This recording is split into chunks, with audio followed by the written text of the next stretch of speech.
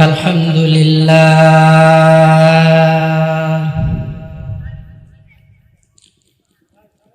الحمد لله الأكرم الذي خلق الإنسان وكرم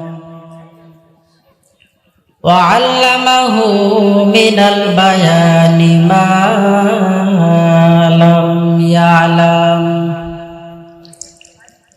فسبحان الذي لا يحصى امتنانه باللسان ولا بالقلم نشهد أن لا إله إلا الله وحده لا شريك له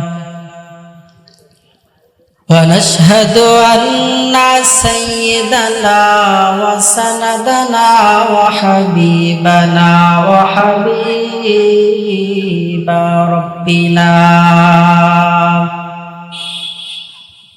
وطبيبنا قلوبنا ومولانا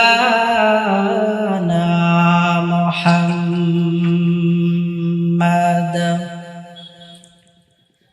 ومولانا محمدا عبده ورسوله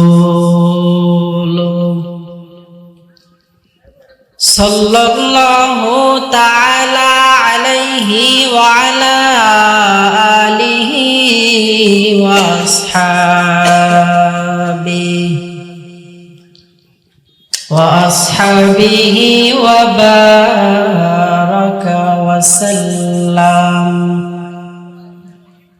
وبارك وسلم تسليما كثيرا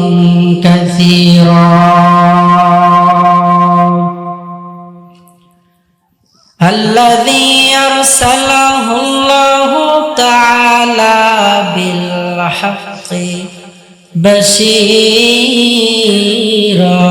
ونذيرا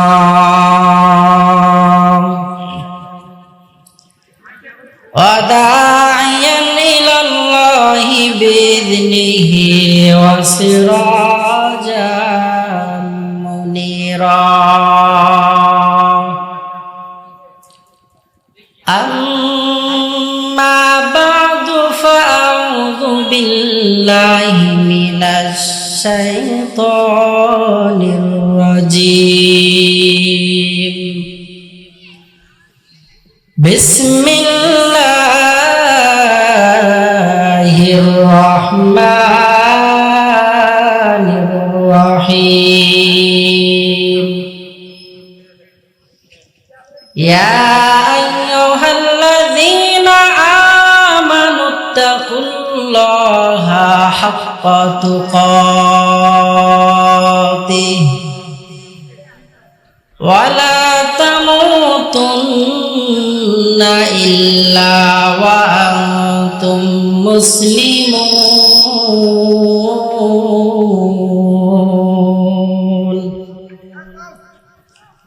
وقال رسول الله صلى الله عليه وسلم لا يؤمن أحدكم حتى أكون أحب إليه من والده وولده والناس أجمعين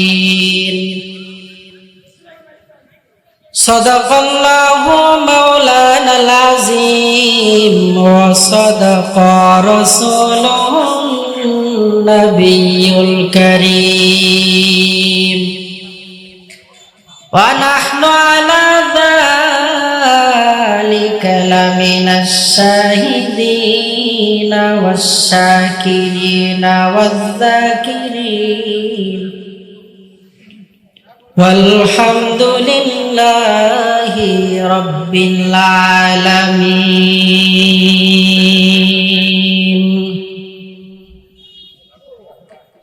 तो दिल में तो आता है समझ में नहीं आता,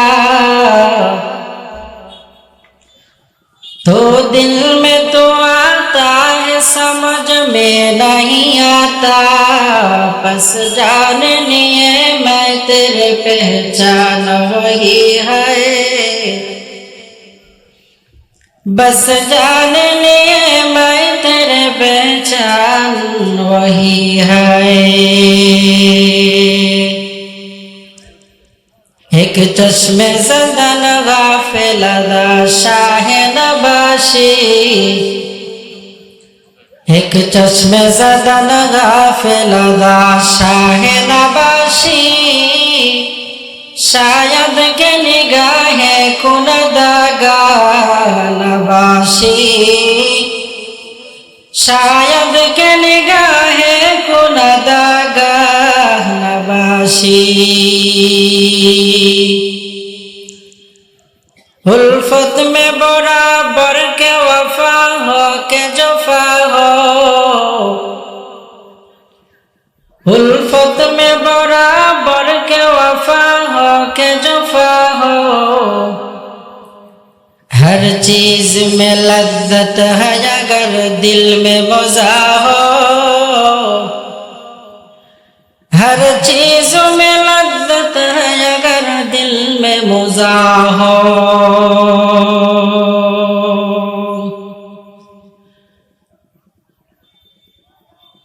अल्हम्दुलिल्लाह,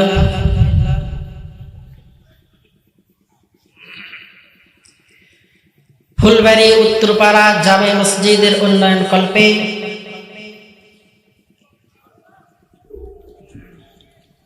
বিরাট ঐতিহাসিক তাফসিরুল কোরআন মাহফিলের আজ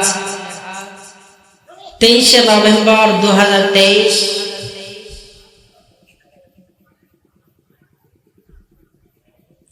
আজকের এই বরকতপূর্ণ রহমতপূর্ণ ফজিলতপূর্ণ মাজলিসের সম্মানিত অনারেবল প্রেসিডেন্ট প্রিয় ভাই advocate Mohammad Ali Hasan, Bangladesh supreme court ও সভাপতি অত্র জামে মসজিদ, আমরা দিল থেকে দোয়া করি আল্লাহ পাক যাতে তার এই বান্দাটাকে মৃত্যু পর্যন্ত দেশ ও জাতির খিদমত করার মতো তৌফিক দান করেন, সকলেই বলে আমিন। আজকের এই রহমতপূর্ণ বরকতপূর্ণ মাজলিসের সম্মানিত প্রধান অতিথি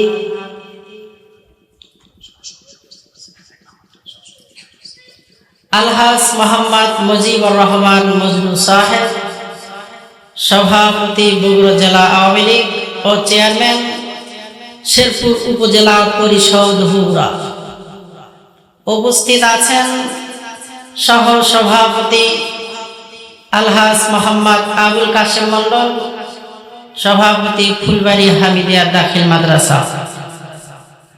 বরকতপূর্ণ এই মাজলিসে কথা বলে আপনাদেরকে ধন্য করবেন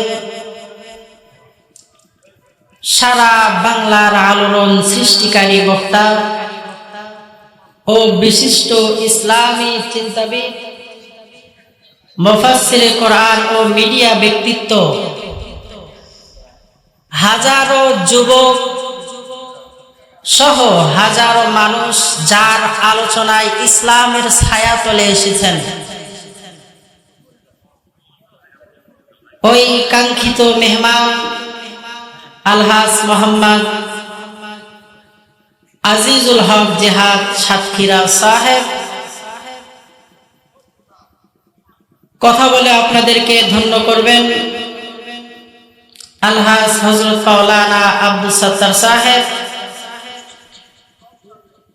হুজুর ইতিমধ্যেই আমাদেরকে জানিয়েছেন উনি খুবই অসুস্থ, এরপরেও আপনাদের মাঝে যদি আসে কথা হবে ইনশাআল্লাহ।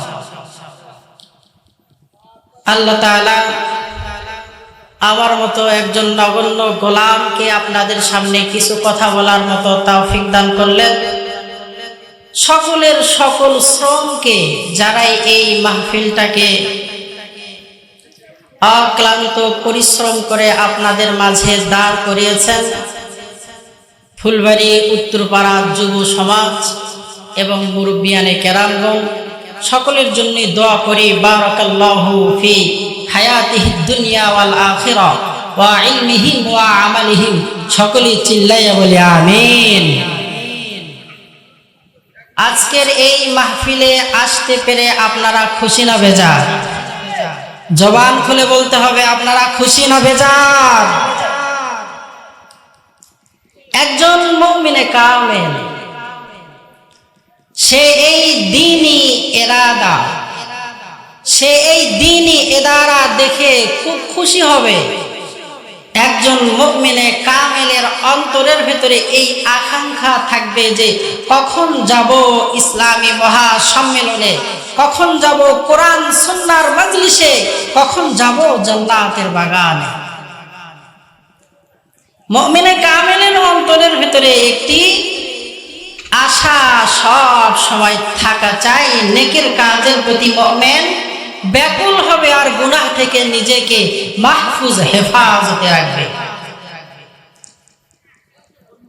আর কিছু মানুষ আছে তারা তো মুনাফিক।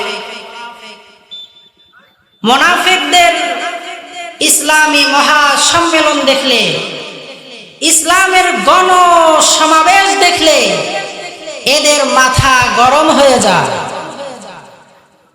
এদের শরীরের ভেতরে জ্বালা পোড়ার সৃষ্টি হয়। এর কাছে দুনিয়ার সব সমাবেশ মহাসমাবেশ ভালো লাগে, কিন্তু দ্বীনি ইসলামী মহাসম্মেলন তাফসীরুল কোরআন মাহফিল ভালো লাগে না। কথা বলেন ঠিক কিনা? আমরা মুমিনে কামেল, আমরা টাকা দিতে পারি না কিন্তু বুদ্ধি দিতে পারি। আমাদের টাকা নাই, আমরা টাকা দিতে পারি না, কিন্তু আমরা শ্রম দিয়ে কোরআনের মাহফিলটাকে কায়েম করতে পারি। এজন্য আসুন, আজকে এত বড় একটি আয়োজন, আপনারা বাহির দিয়ে ঘোরাফেরা করছেন, আপনাদেরকে আবারও দৃষ্টি আকর্ষণ করছি, আপনারা অতি দ্রুত মাহফিল প্যান্ডেলে এসে বসে যান। রাসূল আকরাম সাল্লাল্লাহু আলাইহি ওয়াসাল্লাম বর্ণনা করেছেন, যারা এই দ্বীনে মজলিসে অর্থাৎ জান্নাতের বাগানে আসবে, আল্লাহ তাআলা তাদেরকে নগদ 5টি পুরস্কার দিবে। কয়টি পুরস্কার? চিল্লায়া বলেন, কয়টি পুরস্কার? আল্লাহ তাআলা তাকে নগদ 5টি পুরস্কার দিয়ে ধন্য করে দিবেন। এক নম্বরে, মানুষগুলো যখন তাফসীরুল কোরআন মাহফিল শোনার জন্য পায়ে হেঁটে গাড়িতে চড়ে যে যেইভাবে পেরেছে মাহফিলের দিকে আগমন হইতে থাকে, তো আল্লাহ তাআলা তার প্রত্যেকটা কদমের বিনিময়ে আমলনামার ভেতরে সব লিপিবদ্ধ করতে থাকে। সুবহানাল্লাহ বলেন।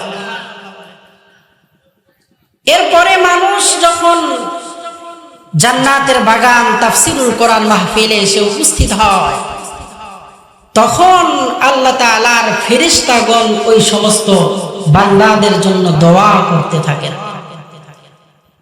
তৃতীয় নম্বরে পুরস্কার, যতক্ষণ এখানে থাকা হবে ততক্ষণ পর্যন্ত আল্লাহ তাআলা বান্দাকে সমস্ত প্রকার গুনাহ থেকে মাহফুজ রাখবেন। চতুর্থ নম্বরে পুরস্কার, আল্লাহ তাআলা দ্বীনি ইলম অন্তরের ভিতরে ঢেলে দিবেন। আর এই দ্বীনি ইলম অর্জন হওয়ার পরে কোন ব্যক্তি আমল করতে পারলেই সরাসরি জান্নাত। সুবহানাল্লাহ জোরে বলেন। এজন্য মাহফিলগুলোতে বেশি বেশি যাওয়া দরকার, কারণ জানা নাই কোন মাহফিল আমার জন্য হেদায়েতের ওসিলা হয়ে যাবে, কোন মাহফিল আমার আপনার জন্য হেদায়েতের জরিয়া হয়ে যাবে। বিখ্যাত বুজুর্গ আব্দুল্লাহ ইবনে মুবারক, ইনি এত বড় বুজুর্গ যে হাদিসের পরতে পরতে পাতায় পাতায় পাতায় পাতায় আব্দুল্লাহ ইবনে মুবারকের নাম পাওয়া যায়। আব্দুল্লাহ ইবনে মুবারক যৌবনের প্রারম্ভে, যৌবনের শুরুতে আব্দুল্লাহ ইবনে মুবারক রাস্তায় একটি বেপরদা মহিলাকে দেখে আব্দুল্লাহ ইবনে মুবারকের অন্তরের ভিতরে মহিলার প্রতি একটি ভালোবাসা সৃষ্টি হয়ে গেল। এক পর্যায়ে আব্দুল্লাহ ইবনে মুবারক মহিলার পিছু পিছু পিছু পিছু নিয়ে অনেক দূর যাইতে থাকলেন। যাইতে যাইতে যাইতে যাইতে একটি বাড়ির ভেতরে মহিলা প্রবেশ করলেন। আব্দুল্লাহ ইবনে মুবারক বাড়ির বাহিরে দাঁড়িয়ে আছেন। বাড়ির বাহিরে দাঁড়ানোর পরে একজনকে বলতেছে, অমুক মেয়েকে দেখে তো আমার ভালো লেগেছে, এই মেয়েটার বাড়ি তো জানলাম, কিন্তু এর সঙ্গে দেখা করার মতো একটি পরিস্থিতি আপনি তৈয়ার করে দেন। মহিলা এবার ডাক দিয়ে বলল যে, মুবারক, তোমার চিন্তা করার কোনো কারণ নাই। আগামীকাল দুপুর বেলা অমুক জায়গায় গিয়া মহিলার জন্য তুমি অপেক্ষা করতে থাকবা। আমি তোমার সম্মুখে এই মহিলাটাকে নিয়ে যাব। আব্দুল্লাহ ইবনে মুবারক অন্তরের ভিতরে বড় তামান্না, বড় আশা নিয়া প্রেমিকার সঙ্গে, মনের মানুষের সঙ্গে দেখা করার জন্য অমুক জায়গায় যখন গেলেন, দুপুর পার হয়ে চলে যায়, বিকাল চলে যায়, সন্ধ্যা ঘনিয়ে আসে, এরপরেও আল্লাহর বান্দির কোনো খবর নাই। আব্দুল্লাহ ইবনে মুবারক জায়গায় দাঁড়িয়ে আছেন, কোনো খবর নাই। রাত্র পেরিয়ে যখন সকাল হয়ে গেছে, রাস্তা দিয়ে আব্দুল্লাহ ইবনে মুবারকের অতি চেনা একটি মানুষ আব্দুল্লাহ ইবনে মুবারককে বলে, আব্দুল্লাহ ইবনে মুবারক, এই গাছের গোড়ায় তুমি কি জন্য বসে আছো? আব্দুল্লাহ ইবনে মুবারক ডাকতে বলে, যে ভাই, একটি মেয়েকে দেখার পরে আমার অন্তরের ভেতরে এমন ভালো লেগে গিয়েছে, তাকে দেখা করার জন্য আমি তো এখানে দাঁড়িয়ে আছি। লোকটি ডাক দিয়ে বলল, কখন থেকে আপনি দাঁড়িয়ে আছেন? আব্দুল্লাহ ইবনে মুবারক ডাক দিয়ে বললেন যে, আগামীকাল দুপুর থেকে আমি এখানে দাঁড়িয়ে আছি। যুবক এবার ডাক দিয়ে বলল, রে আব্দুল্লাহ ইবনে মুবারক, তুমি দুনিয়ার একজন নাপাক মানুষকে পাওয়ার জন্য কালকে দুপুর থেকে আজকে সকাল পর্যন্ত অপেক্ষা করলা। তুমি যদি আমার রবের জন্য সারা দিন সারা রাত অপেক্ষা করার দরকার নাই, 1 মিনিট অপেক্ষা করতে পারতা, তাহলে আল্লাহ তাআলা তোমার সঙ্গে দেখা দিত। আব্দুল্লাহ ইবনে মুবারক তার মাথার ভিতর থেকে সমস্ত চিন্তা চেতনা বাদ দিয়ে এবার চিন্তা করতে লাগলেন, দুনিয়ার মানুষের মনে প্রেমে পাগল হইয়া, আমি একজনের প্রেমে পাগল হইয়া এতক্ষণ সময় দেওয়ার পরে সে আমার সঙ্গে গাদ্দারি করে দেখা দিল না। আব্দুল্লাহ ইবনে মুবারক এবার চিন্তা করলেন যে, যেই মালিকের কথা বললেন, ওই মালিকের জন্য যদি আমি রাত্র জাগরণ করি, তাহলে ওই মালিক তো আমাকে অত্যন্ত দামি বানিয়ে দিবে। আব্দুল্লাহ ইবনে মুবারক এবার সঙ্গে সঙ্গে চলে গেলেন মাজলিসে, দ্বীনের মাজলিসে যাওয়ার পরে দ্বীনি ইলম অর্জন করলেন। অর্জন করার পরে এমন পর্যায়ে আল্লাহ তাআলা আব্দুল্লাহ ইবনে মুবারককে নিয়ে গেলেন যে, হাদিসের পরতে পরতে, পৃষ্ঠায় পৃষ্ঠায় আব্দুল্লাহ ইবনে মুবারকের নাম। কি বুঝলেন? সারা রাত ধরে শুনে লাভ নেই যদি আমল না থাকে। কোন কথা কখন কার জন্য হেদায়েতের জরিয়া হয়ে যায় জানা নেই।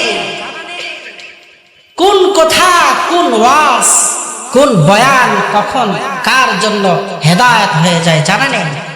আব্দুল্লাহ ইবনে মুবারক সে তো ছিল একেবারে অন্ধকারের মধ্যে নিমজ্জিত। এক বান্দা বলেছে যে, আল্লাহর জন্য যদি তুমি রাত জাগরণ করতে, তাহলে আল্লাহ তাআলা তোমাকে ঠকাইতো না, আল্লাহ তাআলা তোমার সঙ্গে প্রতারণা করতো না। আব্দুল্লাহ ইবনে মুবারকের জেহেন ঘুরিয়ে গিয়েছে। এজন্য আসুন, কোন কোথায় কার হেদায়েত হবে জানা নাই, কোন ওয়াজে কে আল্লাহ পাকের রাস্তায় কবুল হয়ে যাবে জানা নাই। সারা জিন্দেগির ইবাদত কবুল নাও হতে পারে। মাহফিল প্যান্ডেলে এসে বসেছি তো আল্লাহ তাআলা কবুল করে নিয়েছেন, এটাই তো নাজাতের জন্য ওসিলা হয়ে যেতে পারে। এজন্য বেশি বেশি দ্বীনি মাহফিলগুলোতে আমাদেরকে অ্যাটেন্ড হওয়া দরকার, আমাদেরকে উপস্থিত হওয়া দরকার।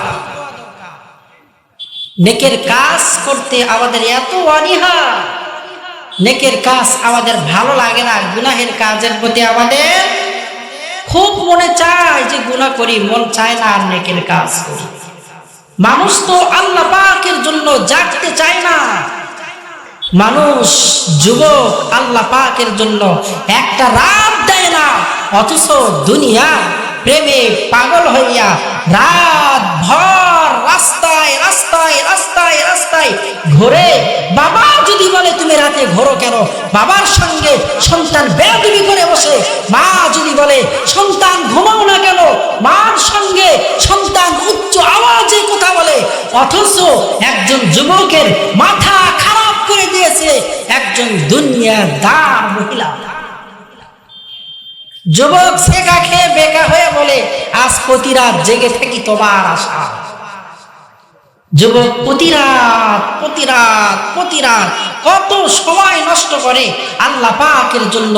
একটা সময় দিবে, আল্লাহ পাককে কিছু সময় দিবে, রাতের আধারে ওযু করে তাহাজ্জুদের মুসাল্লায় দাঁড়িয়ে যাবে, যুবক পারে না।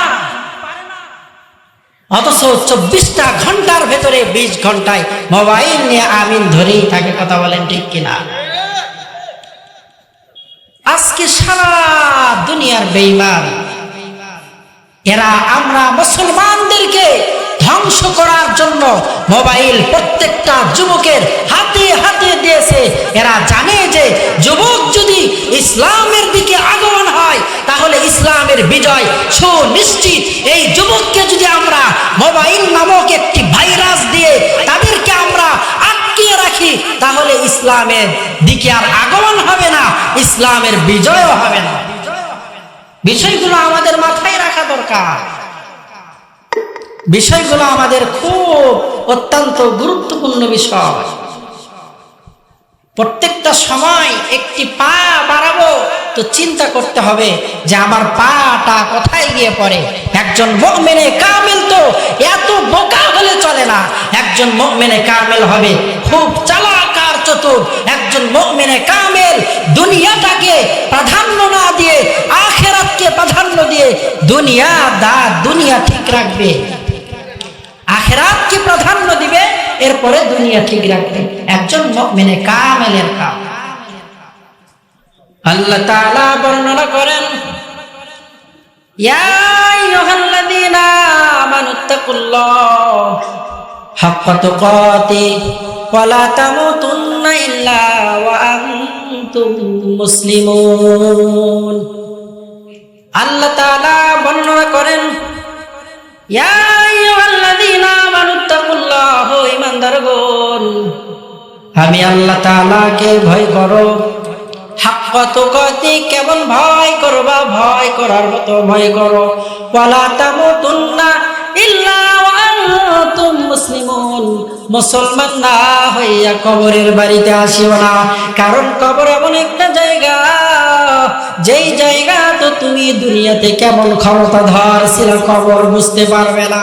দুনিয়াতে তুমি কত বড় টাকাওয়ালা ছিলা, কবরের কাছে এটার কোনো দাম নাই। দুনিয়াতে তুমি কত বড় ক্ষমতাশীল ছিলা, এটার কোনো দাম নাই। কবর ডাকতে বলে, রে বান্দা, তোমার আমল নামার ভেতরে যদি আমল থাকে, নেকের কাজ থাকে, আমি কবর তোমার সঙ্গে ভালো আচরণ করব। আর যদি তোমার আমল নামার ভেতরে নেকের কাজ না থাকে তাহলে আমি কবর তোমার জন্য জাহান্নামের আগুনের গর্ত হয়ে যাব। নেকের কাজ বেশি বেশি করা চায়। মানুষ তো আজকে দুনিয়াতে আসে, প্রত্যেকের আসার হাল এক, প্রত্যেকের যাওয়ার হাল তো এক। মাঝখানে মানুষের ব্যবধান হয়ে যায় আমলের কারণে। কিসের কারণে ভাই? মাঝখানে মানুষের ব্যবধান হয়ে যায় আমলের কারণে। যার আমল ভালো সে জান্নাতে চলে যায়, আর যার আমল খারাপ সে জাহান্নামের দিকে আহ্বান হতে থাকে। কবরের বাড়িতে আমাকে আপনাকে যাইতে হবে, আসার হালতটাও এক, যাওয়ার হালতটাও এক। যদি কবরের 3টি প্রশ্নের জবাব দিতে পারি, কবরটা হয়ে যাবে জান্নাতের বাগান। আর 3টি প্রশ্নের জবাব যদি না দিতে পারি, ওই কবরটা হয়ে যাবে আমার আপনার জন্য প্রাথমিক জাহান্নামের গর্ত। এই জাহান্নামের আগুন থেকে বাঁচার জন্য আমাদেরকে আল্লাহ তাআলা বললেন, ওয়ালা তামুতুন্না ইল্লা ওয়া আনতুম মুসলিমুন। অতক্ষণ পর্যন্ত তোমরা ইন্তেকাল করিও না, দুনিয়া থেকে বিদায় নিও না, যতক্ষণ না পর্যন্ত তোমরা মুসলমান হও, মুসলমান হও। এজন্য আমাদেরকে মুসলমান হতে হবে, খাঁটি মুসলমান, পাক্কা মুমিনে কামেল। একজন মুমিনে কামেল, তার অন্তরের ভিতরে এতটুকু এহসাস থাকবে যে গুনাহের দিকে আমি কেমনে পা বাড়াই, গুনাহের দিকে আমি কেমনে আমার পাটাকে আগমন করি, অথচ আল্লাহ তাআলা তো আমাকে সৃষ্টি করেছেন ইবাদত করার জন্য। আল্লাহ তাআলা ডাক দিয়ে বলে, বান্দা হে, তোমাকে তো আমি রব আমার ইবাদত করার জন্য সৃষ্টি করেছি, কিন্তু তুমি বান্দা আমার কদমে সিজদা না দিয়ে, আমার সামনে তোমার মাথাটাকে না নয়ে তুমি আমার মাখলুকের সামনে মাথা নয় আছো। আজকেও তো আমরা দেখি আল্লাহ তাআলার কাছে আমাদের চাইতে মনে চায় না, আমরা গিয়ে চাই মাজারওয়ালার কাছে, গিয়ে আমরা চাই যে মাজারে শাহিদ আছে, গিয়ে বলি বাবা আমাকে একটি সন্তান দান করেন, আমার অমুক সমস্যা সমাধান করে দেন। অথচ ওই দরবারের একজন ভিক্ষুকও জানে যে এখানে যে শুয়ে আছে সে কোনো কিছু দিতে পারে না। এটা জেনে সে যারা ওখানে সফর সঙ্গী হয়, সফরে যায়, তাদের কাছে হাত পাতায়। কথা বলেন ঠিক কিনা? যারা মাজারে যায়, যাওয়ার পরে দেখে ডানে বামে থালি নিয়ে অনেক মিসকিন সেখানে দাঁড়িয়ে আছে, অথচ আমি বড় কার নিয়ে মাজারে গিয়ে উপস্থিত হয়েছি বাবার কাছ থেকে সন্তান চেয়ে নেওয়ার জন্য। কিন্তু মাজারের আশেপাশে যারা আছেন তারা ঠিকই জানলো যে বাবা আমাকে খাওয়াইতে পারে না, বাবা আমাকে টাকা দিতে পারে না, এটা জেনে আমার আপনার কাছে সওয়াল করতে পারলো। কিন্তু আমরা মুমিনে কামেল হতে পারলাম না। যদি পারতাম তাহলে আমাদের দিমাগের ভেতরে এই চিন্তা চেতনা কখনো ঢুকতো না। কথা বলেন ঠিক কিনা? মুমিনে কামেল হন, দিনকে জিন্দা করার চেষ্টা করেন। দিনের আলো তো আমাদের মাঝখান থেকে একেবারেই নিভু নিভু নিভু নিভু ভাব। দিনকে জিন্দা করার জন্য সাহাবায়ে কেরাম কত কষ্ট করেছেন, দিনকে জিন্দা করার জন্য রাসূল করিম সাল্লাল্লাহু আলাইহি ওয়াসাল্লামের রক্ত জমিনের ভেতরে ঝরেছে। রাসূল করিম সাল্লাল্লাহু আলাইহি ওয়াসাল্লাম মক্কাতে তো ভালোই ছিলেন, সবাই রাসূলকে আল আমিন বলে ডাকতো, সবাই রাসূলকে কলিজার ভাতিজা বলে ডাকতো। কিন্তু রাসূল দুশমন হয়ে গেলেন কখন? যখন মানুষের দাঁড়ে দাঁড়ে বারে বারে গিয়ে বললেন যে আসুন ইসলামের ছায়াতলে এক আল্লাহর ইবাদত করি, তখন মানুষগুলো বলল এ তো আল আমিন, কিন্তু এ মনে হয় পাগল। পাগল যদি না হয়তো অন্য কোন এক ইলাহের দিকে আমাদেরকে ডাকে। রাসূল করিম সাল্লাল্লাহু আলাইহি ওয়াসাল্লামের উপরে দিন দিন দিন দিন জুলুমের ইস্তিমরলা বেড়েই চলল। রাসূল আকরাম সাল্লাল্লাহু আলাইহি ওয়াসাল্লাম দ্বীনের দাওয়াত দেওয়ার জন্য তায়েফের ময়দানে সাহাবীকে নিয়ে রওনা হয়ে গেলেন। তায়েফের ময়দানে যাওয়ার পরে তায়েফের মানুষগুলো রাসূলকে ডাক দিয়ে বললেন, ওগো রাসূল, আপনি এখানে কি জন্য আসছেন? রাসূল ডাক দিয়ে বললেন, তায়েফের মানুষেরা রে, এক আল্লাহর ইবাদত করো, তাহলে তোমাদের জন্য জান্নাত। আর যদি আল্লাহ পাকের ইবাদত বাদ দিয়ে কারো কদমে তোমার সিজদাটা লাগায়া দাও, কারো সামনে তোমার মাথাটা নয়া দাও, তাহলে তোমার জন্য ওই আল্লাহ পাকের জাহান্নাম। রাসূল আকরাম সাল্লাল্লাহু আলাইহি ওয়াসাল্লাম তায়েফের মানুষদেরকে দাওয়াত প্রদান করলেন। তায়েফের মানুষ তো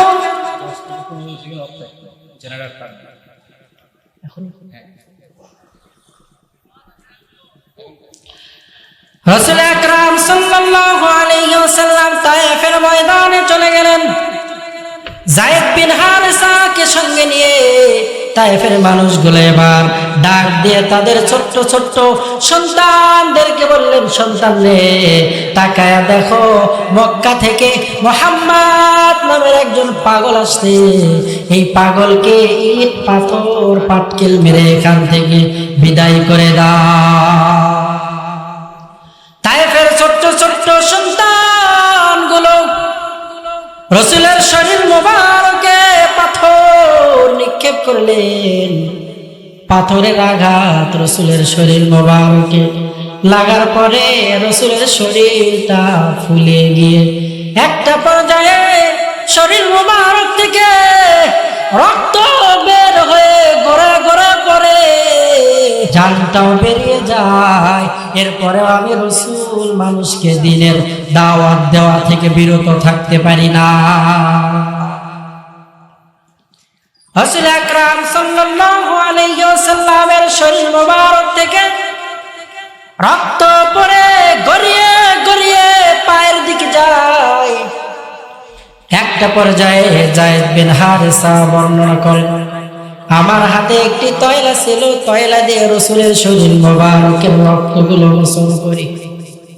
একটা পর্যায়ে তয়লার এমন হালাত, ওই তয়লার ভেতরে আর রক্ত শোষণ করে না। যায়েদ বিন হারেসা এবার পয়গম্বরকে বললেন, ও নবী, দ্বীনের জন্য তো রক্ত ঝরাইতেছে, ওগো পয়গম্বর আপনি একটু শয়ন করেন, আপনার শরীরের রক্তগুলো একটু আমি মুছে দেই। রাসূল বললেন যে যায়েদ, কাফেরদের অত্যাচারে যদি আমি সহায় যাই, আমার গুনাহগার উম্মতদেরকে কে দাওয়াত পৌঁছাইয়া দেবে? রাসূল আকরাম সাল্লাল্লাহু আলাইহি ওয়াসাল্লাম আবার তায়েফের মানুষদেরকে দাওয়াত দেওয়া শুরু করলেন। একটা পর্যায়ে রক্ত রাসূলের শরীর থেকে জমিনে পড়ে যাবে। আল্লাহ তাআলা জিবরিল আমিনকে ডাক দিয়ে বললেন যে জিবরাইল, কোথায় তুমি? তাড়াতাড়ি তায়েফের ময়দানের দিকে দৌড়াও। জিবরিল আমিন ডাক দিয়ে বললেন, রে মালিক, আজকে এত এমার্জেন্সি, এত দ্রুত আপনি তায়েফের দিকে কেন যাইতে বলেন?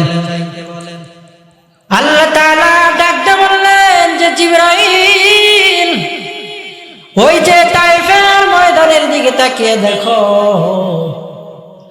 আমার পয়গম্বরের শরীর থেকে একটা ফোঁটা রক্ত জমিনের মধ্যে পড়ে যাবে। যায়েদ বিন হারেসাও জানে না, রাসূলও জানে না, তাদের অজান্তে এক ফোঁটা রক্ত জমিনের মধ্যে পড়ে যাবে। জিবরাইল তাড়াতাড়ি যা গিয়া তোমার ডানার মধ্যে ওই রক্তের ফোঁটাটা ফালাইয়া দাও। যদি না দিতে পারো রে জিবরাইল, তাহলে আমি আল্লাহ পাকের অর্ডার করতে হবে না, বিনা অর্ডারে পুরো জমিনের ভিতরে এমন একটা কম্পন সৃষ্টি হইয়া যাবে, যেই কম্পনটা থামানো আমি রবের পক্ষে অসম্ভব হইয়া দাঁড়াবে। রাসূল আকরাম সাল্লাল্লাহু আলাইহি ওয়াসাল্লাম দিনকে জিন্দা করার জন্য শুধু তায়েফের ময়দানে নয়, উহুদের যুদ্ধে, হুনাইনের যুদ্ধে, খন্দকের যুদ্ধেও নিজে আঘাত প্রাপ্ত হয়েছেন। এরপরেও মানুষের মাঝে দ্বীনের দাওয়াত পৌঁছিয়ে দিয়েছেন। রাসূল আকরাম সাল্লাল্লাহু আলাইহি ওয়াসাল্লাম দ্বীনের দাওয়াত দেওয়ার জন্য মদিনার অভিমুখে রওনা হয়েছেন। রওনা হওয়ার পরে সেখানে বাসস্থান, সেখানে বসবাস করার পরে উহুদ নামক প্রান্তরে পয়গম্বর আলাইহিস সালামের সঙ্গে জিহাদের সঙ্গীনামা লিপিবদ্ধ করা হয়েছে। রাসূল আবার 700 সৈন্য নিয়ে উহুদের ময়দানের দিকে রওনা দিয়েছেন। প্রতিমধ্যে আব্দুল্লাহ ইবনে উবাই তারও 360 সঙ্গীদেরকে নিয়ে রাসূল আকরাম সাল্লাল্লাহু আলাইহি ওয়াসাল্লামের সঙ্গে যুদ্ধের ময়দানের দিকে আগমন। উহুদের ময়দানের দিকে যাবে কিছুক্ষণ যাওয়ার পরে কাফেরদের পক্ষ থেকে জানানো হলো যে ইয়া রাসূলুল্লাহ, ওগো আল্লাহর নবী, আমরা তো 3000 সৈন্য অস্ত্র শস্ত্র নিয়ে এখানে অপেক্ষমান, আপনারা আসলেই যুদ্ধ কায়েম হয়ে যাবে। একথা শোনার সঙ্গে সঙ্গে আব্দুল্লাহ ইবনে উবাই তার 300 সঙ্গীদেরকে নিয়ে জিহাদের ময়দান থেকে পলায়ন করলেন। সঙ্গে রইল 700 সাহাবী। রাসূল আকরাম সাল্লাল্লাহু আলাইহি ওয়াসাল্লাম 700 সৈন্য নিয়ে উহুদের ময়দানের দিকে আগমন। রাসূল সাহাবাদেরকে বললেন, সাহাবারা, উহুদের পাদদেশে প্রত্যেকটা সেক্টরে 50 জন করে সাহাবী সমবেত হইবা, কিন্তু যতক্ষণ না পর্যন্ত যুদ্ধ বন্ধ হয় এবং আমাদের বিজয় সুনিশ্চিত না হয় ততক্ষণ না পর্যন্ত তোমরা তোমাদের জায়গা থেকে এক চুল পরিমাণ জায়গা নড়বা না। প্রথম পর্যায়ে উহুদের ময়দানে মুসলমানদের বিজয় নিশ্চিত হয়ে গেল। রাসূল বলেছিলেন, যার যার জায়গায় রইরা, আমি রাসূল অর্ডার না দেওয়া পর্যন্ত কেউ জায়গা থেকে পা উঠাবে না। রাসূল কারীম সাল্লাল্লাহু আলাইহি ওয়াসাল্লামের নির্দেশ পাওয়ার আগেই উহুদ পাহাড়ের পিছন দিক থেকে 50 জন যোদ্ধা রাসূলের নির্দেশ অমান্য করে গনিমতের মালগুলো যখন আনার জন্য যাইতে লাগলেন, এরপরে রাসূল কারীম সাল্লাল্লাহু আলাইহি ওয়াসাল্লামকে খালিদ বিন ওয়ালিদ ওই সময় পর্যন্ত মুসলমান হয় নাই, সে বড় রণা কৌশলী ছিল যুদ্ধের ব্যাপারে। মুসলমানদেরকে মারার জন্য পিছন দিক থেকে ধাওয়া করলেন, আক্রমণ করলেন। আক্রমণ করার পরে রাসূল আকরাম সাল্লাল্লাহু আলাইহি ওয়াসাল্লাম সহ সাহাবায়ে কেরামগণ অত্যন্ত ক্ষত বিক্ষত হয়ে পড়ে রইলেন। রাসূল আকরাম সাল্লাল্লাহু আলাইহি ওয়াসাল্লামের চতুর্পার্শ্বে 10 জন সাহাবী দাঁড়িয়ে রইলেন। কাফেরদের পক্ষ থেকে রাসূলকে তীর মারতেছে। একটা পর্যায়ে একজন সাহাবী বলে, সাহাবী, তোমার শরীরের ভিতরে অগণিত তীর ঢুকিয়ে পড়েছে, তুমি একটু এখান থেকে জায়গা থেকে সরিয়ে দাঁড়াও, আমার রাসূলের দিকে আসা তীরগুলো আমার দিকে আমরা নিতে থাকি। সাহাবী ডাকতে বলে, রে ভাই, আমার এই দেহের ভিতরে এখনো তো প্রাণ আছে, আমি এখান থেকে কখনো পিছু পা হতে পারি না। যতক্ষণ দেহে প্রাণ আছে ততক্ষণ পর্যন্ত রাসূলের জন্য এখানে তীর খেয়ে খেয়ে বসে থাকবো। একটা পর্যায়ে তীর মারতে মারতে উহুদ পাহাড়ের পিছন দিক থেকে বড় একটি পাথর রাসূল আকরাম সাল্লাল্লাহু আলাইহি ওয়াসাল্লামকে লক্ষ্য করে উপর থেকে ফিক্কা মারছে। তীরটা এসে নবী করিম সাল্লাল্লাহু আলাইহি ওয়াসাল্লামের মাথায় লাগার সঙ্গে সঙ্গে রাসূলের মাথার হেলমেট ফেটে মাথার হেলমেটটা মাথার ভিতরে ঢুকিয়ে গিয়েছে। রাসূল আমার বেহুশ হয়ে পড়ে আছেন। সাহাবায়ে কেরাম চতুর্দিকে দাঁড়িয়ে আছেন। একটা পর্যায়ে রাসূল দুনিয়া থেকে বিদায় নিবে ভাব। রাসূল আকরাম সাল্লাল্লাহু আলাইহি ওয়াসাল্লাম পাথরের আঘাত মুখটা জমিনের সঙ্গে লাগার সাথে সাথে সামনের দুইটি দাঁত ভেঙে পড়ে গেল।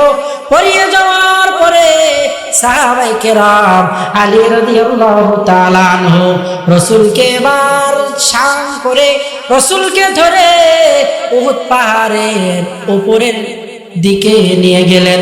নিয়ে যাওয়ার পরে উহুদ পাহাড় আস্তে আস্তে রাসূলের জন্য জায়গা করে দিলেন। জায়গা করে দেওয়ার পরে রাসূলকে সেখানে নিয়ে যাওয়ার পরে রাসূলের জ্ঞান ফিরে আসতে আল্লাহ তাআলা জিবরিল আমিনকে পাঠিয়ে দিলেন। ও পয়গম্বর, পুরা উহুদের ময়দানের ভিতরে একটি খবর পৌঁছে গিয়েছে যে আপনি রাসূল দুনিয়াতে নাই। ও রাসূল, আপনি তাড়াতাড়ি এখান থেকে উঠে, না হয় উহুদের ময়দানে আমাদের বিজয় আর থাকবে না, কাফের গুলো বিজয় অর্জন করবে। রাসূল আকরাম সাল্লাল্লাহু আলাইহি ওয়াসাল্লাম আবার দাঁড়িয়ে গেলেন আর বললেন, সাহাবারা তাড়াতাড়ি কাফেরদের বিরুদ্ধে দাঁড়ায়া যাও, আল্লাহ তাআলা আমাদের বিজয় সুনিশ্চিত করিয়া দিবে।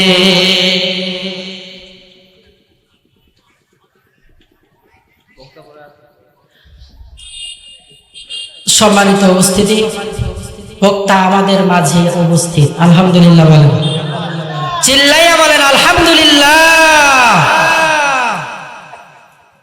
10 থেকে 15 মিনিটের মধ্যেই আমাদের মাঝে প্রধান মেহমান এসে যাবেন। যারা বাইরে এখনো ঘোরাফেরা করছে অতি দ্রুত মাহফিল প্যান্ডেলের ভিতরে এসে বসে যায়। সময় মতো ইনশাআল্লাহ প্রধান মেহমান চলে আসবেন। রাসূল করিম সাল্লাল্লাহু আলাইহি ওয়াসাল্লাম উহুদের প্রান্তরে দুনিয়া থেকে বিদায় নিবে ভাই। সাহাবায়ে কেরামের মাঝে খবরটি ছড়িয়ে পড়েছে যে রাসূল তো দুনিয়াতে নাই। পুরা মদিনার ভিতরে অলিতে গলিতে কে যেন এলান করে দিয়েছে যে উহুদের ময়দানে নবী আর নাই, তোমরা কার জন্য ঘরে বসে থাকো, তাড়াতাড়ি উহুদের ময়দানের দিকে আহ্বান হইতে থাকো।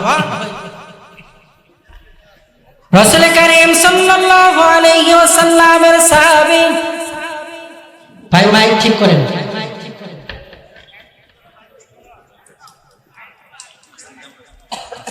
এরকম যদি মাইকের হালাত হয়, প্রধান বক্তাকে চেনেন তো ভাই? চেনেন?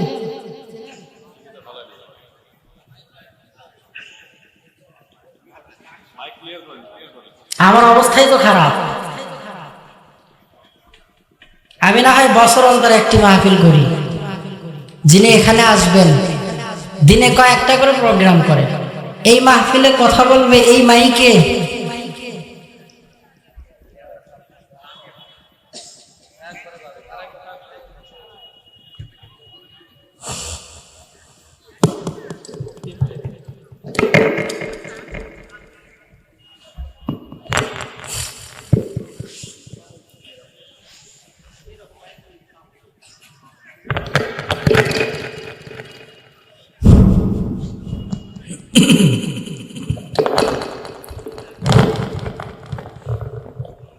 আস্তাগফিরুল্লাহ আস্তাগফিরুল্লাহ আস্তাগফিরুল্লাহ আস্তাগফিরুল্লাহ আস্তাগফিরুল্লাহ। সহজে শুরু করি। আল্লাহুম্মা সাল্লি আলা মুহাম্মাদ ওয়া আলা আলি মুহাম্মাদ কামা সাল্লাইতা আলা আল্লাহুম্মা বারিক আলা মুহাম্মাদ ওয়া আলা আলি মুহাম্মাদ কামা বারাকতা আলা করিম সাল্লাল্লাহু আলাইহি ওয়াসাল্লামের জীবনটা দুই ভাগে বিভক্ত, একটা মক্কি জিন্দেগি আর একটা মাদানী জিন্দেগি। মদিনার জিন্দেগিতে গিয়ে রাসূল আকরাম সাল্লাল্লাহু আলাইহি ওয়াসাল্লাম অনেক যুদ্ধে উপস্থিত হয়েছেন। অনেক যুদ্ধে সাহাবায়ে কেরাম তাদের জীবনটাকে বিলিয়ে দিয়েছেন। রাসূলের জন্য যদি জীবনটাকে বিলিয়ে দিতে পারে তাহলে সে একজন মুমিনে কামিল। রাসূলের জন্য যারা জীবনকে উৎসর্গ করে দিয়েছে তারা উভয় জাহানেই কামিয়াবি হয়ে গিয়েছে। রাসূল করিম সাল্লাল্লাহু আলাইহি ওয়াসাল্লামের উহুদের প্রান্তরে মৃত্যুর খবর শুনে সাহাবী হানজালা বাসর ঘর থেকে দৌড় মারছে উহুদের প্রান্তরের দিকে।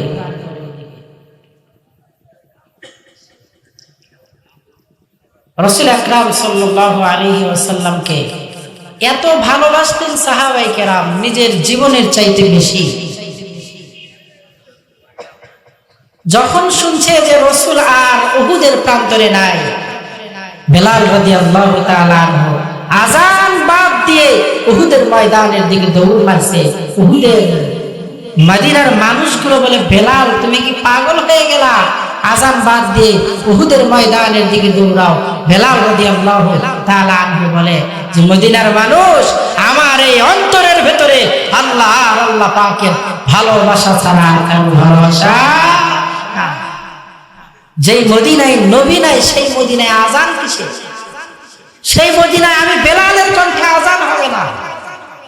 যেই মদিনায় নবী নাই, সেই মদিনায় আমি বেলাল ঘুরবো, এটা হতে পারে না। রাসূল করিম সাল্লাল্লাহু আলাইহি ওয়াসাল্লামের ইন্তেকালের পরে বেলাল রাদিয়াল্লাহু তাআলা আনহু মসজিদে নববী থেকে গাঁটটি গুট্টি বেঁধে ভিন্ন কোথাও যাইতেছেন, চলিয়ে গিয়েছেন। 6 মাস পরে রসুলকে, বেলালকে রসুল স্বপ্নে দেখিয়েছে যে, বেলাল, দুনিয়ার কত মানুষের আযান শুনি, কত মানুষের সালাম আমি রসুলের রওজার কিনারে এসে এসে দেয়, কিন্তু তুমি বেলালের সালামের আওয়াজ কেন আমি রসুলের কানে পৌঁছাই না? বেলাল রাদিয়াল্লাহু তাআলা আনহু ঘুম থেকে উঠে মদিনার দিকে দৌড় মারছে। মদিনার মানুষগুলো, ছোট্ট ছোট্ট শিশুগুলো ডাক দিয়ে বলে, মা, আজকে তো রসুলের মুয়াজ্জিন বেলালকে দেখলাম যে মদিনার দিকে দৌড়াইতেছে। মা, আমাকে একটু দামি পোশাক পরিধান করিয়ে দাও, মনে হয় আমার রসুল মদিনার মসজিদে আসছে, এজন্য রসুলের মুয়াজ্জিন বেলাল তো দৌড়াইয়া দৌড়াইয়া মসজিদে নববীর দিকে যাইতেছে। বেলাল রাদিয়াল্লাহু তাআলা আনহু রাসূল আকরাম সাল্লাল্লাহু আলাইহি ওয়াসাল্লামের রওজার কিনারায় দাঁড়িয়ে সালাম দিয়েছেন, আসসালামু আলাইকা ইয়া রাসূলুল্লাহ। রাসূল কেমন যেন ভেতর থেকে জবাব দিচ্ছেন, বেলাল, 6 মাস পরে আমার এই অন্তরের ভেতরে আজকে প্রশান্তি জাগলো। গত 6 মাস আমি যত শান্তি না পেয়েছি, আজকে তোমার আওয়াজে আমার কলিজাটা বড় শীতল হয়ে গেল। সুবহানাল্লাহ বলেন। সুবহানাল্লাহ আয় না নাকি মাইকের মতো আপনারাও গেলেন? জোরে চিল্লাইয়া বলেন সুবহানাল্লাহ, সুবহানাল্লাহ, আলহামদুলিল্লাহ, আল্লাহু আকবার। এত দাম রাসূল করিম সাল্লাল্লাহু আলাইহি ওয়াসাল্লাম বলেন, যখন কোনো ব্যক্তি তারা দিল থেকে সুবহানাল্লাহ বলে, তো সেই ব্যক্তির জন্য আসমান থেকে জমিন পর্যন্ত ফাঁকা জায়গাটা আল্লাহ তাআলা সব দ্বারা পরিপূর্ণ করে দেয়। সুবহানাল্লাহ বলেন। এখানেই কি শেষ? না। কোন বান্দা যখন সুবহানাল্লাহ তাদের দিল থেকে, অন্তর থেকে বলে, তো আল্লাহ তাআলা ঘোষণা দেয় যে, বান্দা হে, তুমি তো অনেক গুনাহগার, আর আমি আল্লাহ তাআলা তো একেবারেই পূত পবিত্র। তোমার ওই জবান দিয়ে যখন আমি রবের পূত পবিত্রতা স্বীকার করছো, বান্দা হে, তোমার অন্তরের ভেতরে তো অন্যের ক্ষতি করার পরিকল্পনার গুনাহ, তোমার পা দিয়ে তো তুমি অন্যায় কাজে পা বাড়িয়েছো, সেই গুনাহ, তোমার হাত দ্বারা তুমি অসৎ কাজের দিকে হাত বাড়িয়েছো, সেই গুনাহ, তোমার পুরা জিন্দেগিটাই তো গুনাহে জর্জরিত। বান্দা হে, তুমি শুনিয়ে রাখো, আমি আল্লাহ তাআলাকে পাক পবিত্রতা বলার কারণে আমি রব তোমাকে সমস্ত প্রকার গুনাহ থেকে পবিত্রতা দান করলাম। সুবহানাল্লাহ চিল্লাইয়া বলেন। সুবহানাল্লাহ বললে জিন্দেগীর সমস্ত গুনাহকে আল্লাহ তাআলা মাফ করিয়ে দেয়। এজন্য শিল্পী সাহেবরা কত সুন্দর করে গজল পরিবেশনা করেন। সুবহানাল্লাহ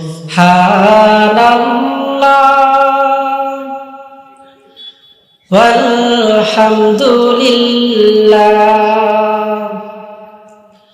লা ইলাহা ইল্লাল্লাহ সুবহানাল্লাহ ওয়ালহামদুলিল্লাহ লা ইলাহা ইল্লাল্লাহ। কি সুবহানাল্লাহ পারেন না? কি সুবহানাল্লাহ পারেন না? সবাই বলার চেষ্টা করেন, সুবহানাল্লাহ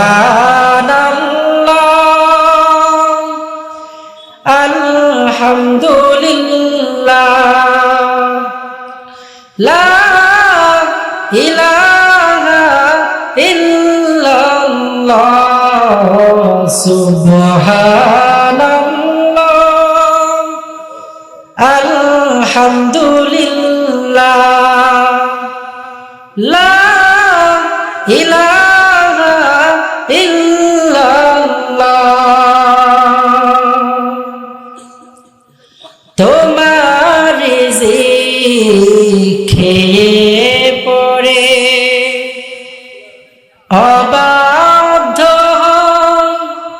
কেমন করে, তোমার রিজিক খেয়ে পড়ে অবাধ্য কেমন করে, খুঁজে না পাই কোনো ভাষা শুকর করা ভগবান সুবহানাল্লাহ আলহামদুলিল্লাহ লা ইলাহা ইল্লাল্লাহ সুবহানাল্লাহ আলহামদুলিল্লাহ লা ইলাহা ইল্লাল্লাহ।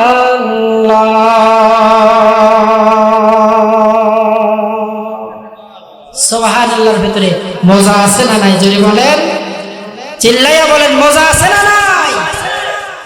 সুবহানাল্লাহ আলহামদুলিল্লাহ আওয়াজ যদি মুসলমানের জবান থেকে হারিয়ে যায়, এই মুসলমান দামি শ্রেষ্ঠ মাখলুক থেকে নিকৃষ্ট প্রাণী শুকুর আর কুকুরের মতো দুনিয়া থেকে বিদায় নিয়ে চলে যাবে। সর্বদা হার হালতে জিকিরের হালতে থাকা যায়। সুবহানাল্লাহ দিলে দিলে, অন্তরে অন্তরে, প্রত্যেকের মনে মনে সুবহানাল্লাহ আলহামদুলিল্লাহ আল্লাহু আকবারের আওয়াজ থাকা চাই।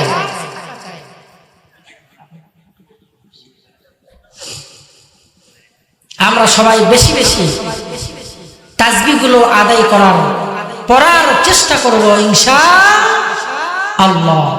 তাহলে আমার আপনার আমল নামার ভিতরে নেক নেক সওয়াব লিপিবদ্ধ করা হবে। আজকে মাহফিলের উদ্যোগে, মাহফিল মসজিদের উদ্যোগে ইসলামিক মহাসম্মেলন মাহফিল। আসলে মসজিদ আল্লাহ পাকের ঘর, আল্লাহ পাকের ঘর, আল্লাহ পাকই হেফাজত করবেন। মাঝখানে বান্ধা শুধু ওসিলা। কি মাঝখানে বান্ধা শুধু ওসিলা। রাসূল করিম সাল্লাল্লাহু আলাইহি ওয়াসাল্লাম এক সময় মসজিদে নববীতে তার চাদরটা, তার পাকড়িটা বিলিয়ে দিয়েছে। দেওয়ার পরে বলে, সাহাবারা, দ্বীনের জন্য, মসজিদের জন্য, দ্বীন ও কায়েম দায়েম রাখার জন্য তোমরা যে যা পারো এখানে দান করো। রাসূলের সাহাবী ওসমান রাদিয়াল্লাহু তাআলা আনহু কয়েক গাড়ি মাল সম্পদ নিয়ে এসে রাসূলের সম্মুখে স্তূপ করে রেখেছেন। আলী রাদিয়াল্লাহু তাআলা আনহু রাসূলের সামনে মাল সম্পদ নিয়ে এসে স্তূপ করিয়ে রাখিয়েছেন। রাসূল আকরাম সাল্লাল্লাহু আলাইহি ওয়াসাল্লামের প্রাণপ্রিয় সাহাবী আবু বকর তার হাতের মুঠোর মধ্যে করে কি যেন নিয়ে এসেছে, শরমে বের করে না। রাসূল বললেন, আবু বকর, তোমার হাতের ভেতরে, ব্যাগের ভেতরে কি? বললে, ইয়া রাসূলুল্লাহ, আমি তো দ্বীন ও ইসলামের জন্য আপনার এখানে দান করার জন্য এই ব্যাগের ভেতর করে কিছু মাল সামান নিয়ে এসেছি। রাসূল এবার বললেন যে আলী, তুমি তোমার বাড়িতে কি রেখে আসছো? বলে, ইয়া রাসূলুল্লাহ, আমার সম্পদের অর্ধেক তো আমি আমার বাড়িতে রেখে আসছি। ওসমানকে বলল যে ওসমান, তুমি তোমার বাড়িতে কত সম্পদ রেখে আসতো? ওসমান গনি বললেন যে ইয়া রাসূলুল্লাহ, 4 ভাগের 3 ভাগ আমি বাড়িতে রেখে আসছি, আর 1 ভাগ আপনার এই পাকড়ির ভিতরে আমি দান করেছি। এবার রাসূল আবু বকর সিদ্দিককে বলল যে আবু বকর, আপনি বাড়িতে কি রেখে আসতেন? আবু বকর সিদ্দিক মুস্কি মুস্কি হাসে আর বলে, ইয়া রাসূলুল্লাহ, আমার বাড়িতে কাউকে রেখে আসিনি, আমার বাড়িতে আল্লাহ পাকের রাসূলকে রেখে আসি। সুবহানাল্লাহ। বললে, আবু বকর, তাহলে তোমার ব্যাগের ভিতরে কি? বললে, ইয়া রাসূলুল্লাহ, আসার সময় আমার বিবি আমাকে তার শরীরের পরিহিত চাদর দিয়ে বললেন যে আবু বকর, রাসূলের দরবারে এই চাদরটি নিয়ে যান। আবু বকর বলল যে চাদর যদি দাও তাহলে তুমি পরিধান করে থাকবে কি? আবু বকরের স্ত্রী এবার ডাক দিয়ে বললেন, স্বামী, আমার ঘরের ভিতরে পাটের একটি চট আছে, এই চটকে আমি পরিধান করি, আর আপনি রাসূলের দরবারে তাড়াতাড়ি নিয়ে যান। আল্লাহ পাকের রাসূল মসজিদের ভিতরে বসে আছেন। জিবরিল আমিন এসে বলে, ইয়া রাসূলুল্লাহ, আসমানের দিকে একটু তাকান। আমি জিবরিল আমিনের দিকে একটু তাকান। রাসূল তাকিয়ে দেখলেন জিবরাইলের শরীরের ভিতরে চটের পোশাক। কি ব্যাপার জিবরাইল, তুমি না মালাইকা, তোমার শরীরের ভিতরে চটের পোশাক কেমন? আল্লাহ পাক রাসূলকে বললেন যে রাসূল, আসমানের দিকে তাকিয়ে দেখেন, শুধু আমি জিবরিল নয়, আল্লাহ পাক যত ফেরেশতা বানিয়েছে সমস্ত ফেরেশতাকে আল্লাহ তাআলা চটের পোশাক পরিধান করিয়ে দিয়েছে। কি জন্য জানেন? যে ইয়া রাসূলুল্লাহ, আজকে তো আবু বকর আপনার দ্বীনকে জিন্দা করার জন্য, মসজিদের জন্য, দ্বীনের জন্য যার যা যা কিছু আছে নিয়ে এসেছে। আবু বকরের বাড়ির ভিতরে কেউ নাই, আবু বকরের স্ত্রী শালার পোশাক পরিধান করেছে। আল্লাহ তাআলার এতই ভালো লেগেছে, আল্লাহ তাআলা বলে, ফেরেশতারা, তোমাদের শরীর থেকে নূরের পোশাক নামাও, আর আবু বকরের স্ত্রীর মতো তোমাদের শরীরের ভিতরে চটের পোশাক পরিধান করিয়ে দাও। সুবহানাল্লাহ বলেন। ইসলামের জন্য, দ্বীনের জন্য যে যত দান করেছে সে তত দামি হয়ে গেছে। এজন্য আসুন মসজিদের জন্য আমরা সবাই যে যা পারি একটু দান করার চেষ্টা করব ইনশাআল্লাহ। আমাদের মাঝে অনেকেই আছেন, অনেকেই দান করেছেন, অনেকেই দান করবেন। আমি এই শত শত মানুষের মাঝখান থেকে 10 জন মানুষকে দেখতে চাই, যেই 10 জন মানুষ 1000 করে টাকা আল্লাহর ঘর মসজিদের জন্য দান করবেন। সকলে জবান খুলে একটু বলেন আল্লাহু আকবার, আবারও বলেন আল্লাহু আকবার, আবারও বলি আল্লাহু আকবার।